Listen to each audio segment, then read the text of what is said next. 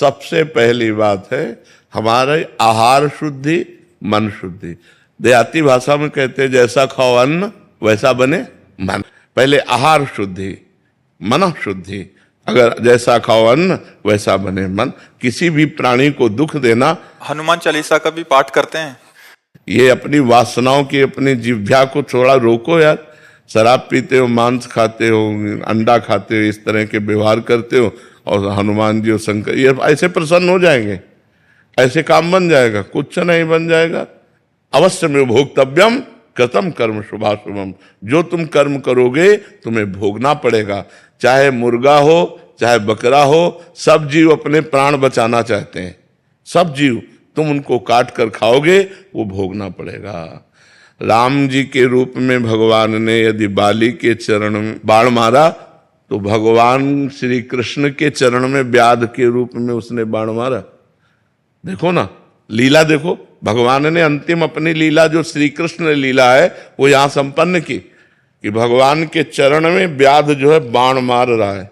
अब आप विचार करो, जब वो सरकार समर्थ होते हुए भी अपने लीला का लीला दर्शन कराते हैं।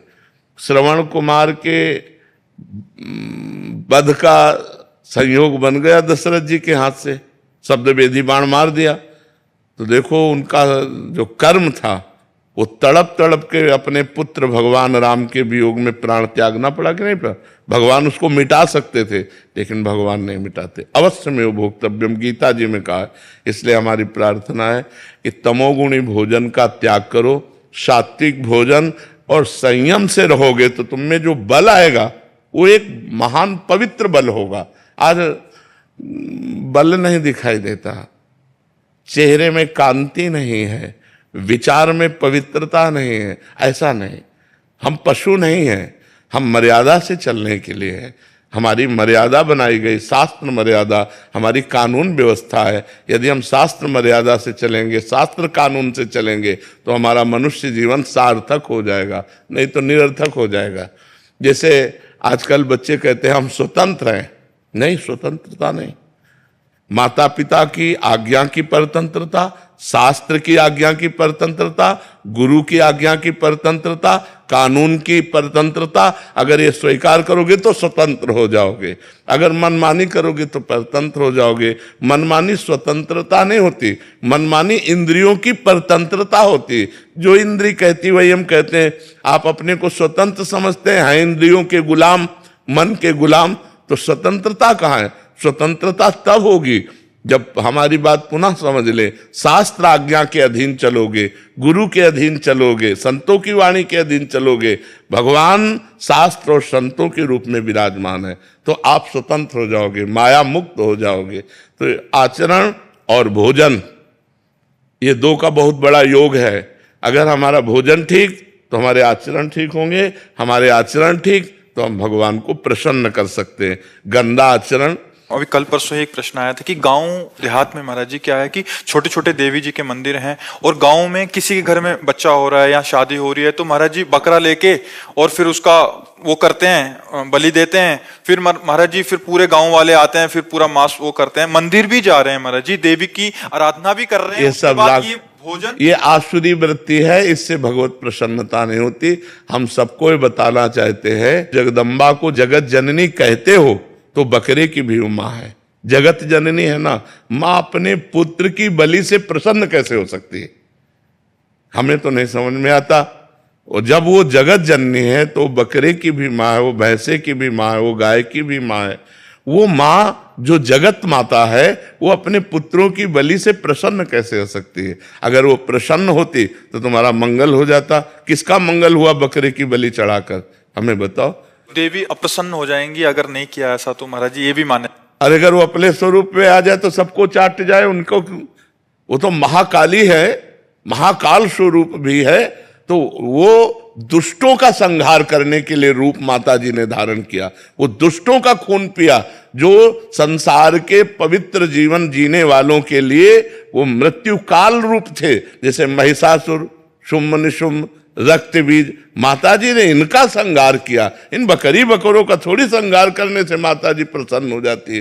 ये तो मूर्खता है, कोरी मूर्खता है। कभी माता जी प्रसन्न नहीं होती। हमें लगता है कभी ऐसे कार्य नहीं करने चाहिए और ये सोचो कि माँ प्रसन्न हो जाएंगे, मुझे ऐसा नहीं लगता।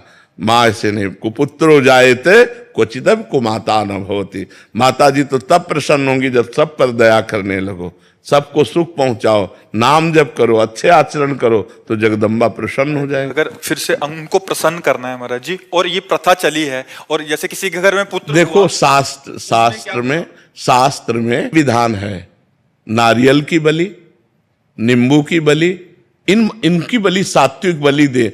आप कच्चा नारियल की बलि दे सकते हैं, तो ये भी बलि तो मानी जाती है। ये सब मनमानी आचरण है, इससे देवी प्रसन्न नहीं होती है। और देवी को रक्त चाहिए तो चराचर जीवों के हृदय में देवी विराज। देवी प्रपन्नार्थ हरे प्रसीद प्रसीद मातर जगतोखिलस्य प्रसीद विश्वेश्वरी पाहि विश्वम त्वमीश्वरी देवी चराचरस्य। त्वमीश्वरी देवी चराचर से, वो चर अचर की ईश्वरी है। उनको किसी के खून की जरूरत है, माँ को किसी की खून की जरूरत है? अरे माँ तो अपने खून को दूध बनाकर अपने बच्चों का पालन करती है। माँ शब्द कितना महान है, वो अपने शरीर के रक्त को दुग्ध में परिवर्तित करके अपने बेटे का पालन करती है। वो दूसरों का रक्त पान कैसे कर सकती है? ये दुष्टों के रक्त पान किए माता जी ने, जो समाज के लिए कलंक थे, जो समाज का द्रोह करके समाज को नष्ट करने में लगे थे। ऐसे राक्षसों को माता जी ने मारा है। शुम्भ निशुम्भ रक्त बीज महिषासुर। ऐसे नहीं है कि गलत सिद्धांत से न चले, नहीं तो नरक की प्राप्ति होगी। महाराज जी, आज जैसे आप कहते हैं कि भजन मार्ग, अभी तामसिक भोजन भी हो रहा है महाराज जी, फिर हम वही बात कर रहे हैं, और उसके साथ भक्ति भी। भक्ति का उद्देश्य है कि प्रभु का अगर हम पास जाएंगे या सोमवार को या मंगलवार को हम प्रभु के आगे हमारी कामनाओं की पूर्ति। महाराज जी, अगर उद्देश्य भगवत प्राप्ति हो, फिर तो महाराज जी उस उद्देश्य ही पता नहीं है। हाँ, लेकिन हम कह रहे हैं कि अगर हमें कामना की भी पूर्ति चाहिए तो हमको गलत आचरण छोड़ने पड़ेंगे, क्योंकि हम जो कामना की पूर्ति चाहते हैं उसमें पाप आचरण बाधा पहुंचाएंगे। पाप का फल दुख है, पाप का फल विपत्ति है, पाप का फल संकट है। यदि आप मुर्गा मुर्गी खाते हो तो पाप कर रहे हो, और वो पाप आपकी कामनाओं को पूर्ण नहीं होने देगा। चाहे हनुमान जी के पास जाओ, चाहे राम जी के पास जाओ, जहां भी जाओगे जीवों की हिंसा करते हो, जीवों को दुख देते हो, गंदा आचरण करते हो, गंदा भोजन पाते हो, तो भगवान प्रसन्न नहीं होने वाले। और आप किसी मंदिर न जाओ, घर में पवित्र आचरण करो, पवित्र भोजन पाओ और नाम जप करो, तुम्हारे घर में भगवान आ जाएंगे। कहो सु कहां जहां प्रभु नाही, हरि व्यापक सर्वत्र समाना, प्रेम ते प्रगट होए मैं जाना। तो प्रेम कहां से आ जाएगा जब अपराध करोगे? इसलिए सब जो कामना भी पूर्ति चाहते हैं तो उनको चाहिए कि गंदा भोजन और गंदे आचरणों का त्याग करें, तो उनकी कामना जल्दी पूर्ण हो जाएगी, निश्चित पूर्ण हो जाएगी। समझते हैं कि मतलब मुर्गा और मछली का हिंसा करने से ये जीव हिंसा के अंतर्गत नहीं आता। क्यों नहीं आता? तुम्हारी अंगुली काटे तुम्हें कैसा लगेगा? दर्द नहीं लगेगा? उन जीवों को देखो, एक चींटी के भी पीछे अंगुली लगा के देखो, ऐसे वो भाग रही अपने प्राण रक्षा के लिए। क्या उनमें जीव नहीं है?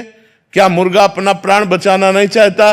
क्या पशु पक्षी प्राण बचाना नहीं चाहते? और जिनको ये है कि अगर हम खाएंगे नहीं तो सृष्टि बढ़ जाएगी, तो तुम अपने बैलेंस की चिंता करो। तुम्हारा बैलेंस जब परमात्मा बनाएगा तो तुम्हारे होश उड़ जाएंगे। वो परमात्मा का 3 कार्य है: सृष्टि रचना, सृष्टि पालन करना और सृष्टि का संहार करना। वो भी अपने आप में लय कर लेता है। वो प्रलयंकारी परमात्मा है, वो काल का भी काल है, वो महाकाल है। वो जिस समय जैसा चाहता है वैसा अपना बैलेंस बनाता रहता है। सृष्टि का बैलेंस बनाना उसका कार्य है, हमारा कार्य नहीं है। हमारा कार्य है उसकी आज्ञा के अनुसार चलना। हम मनुष्य, हम राक्षस नहीं है। तो हमें सबसे प्रार्थना है कि मांस, मदिरा, अंडा, पराई स्त्री से व्यभिचार, इनका त्याग करो तो तुम्हारा जीवन सुखमय हो जाएगा।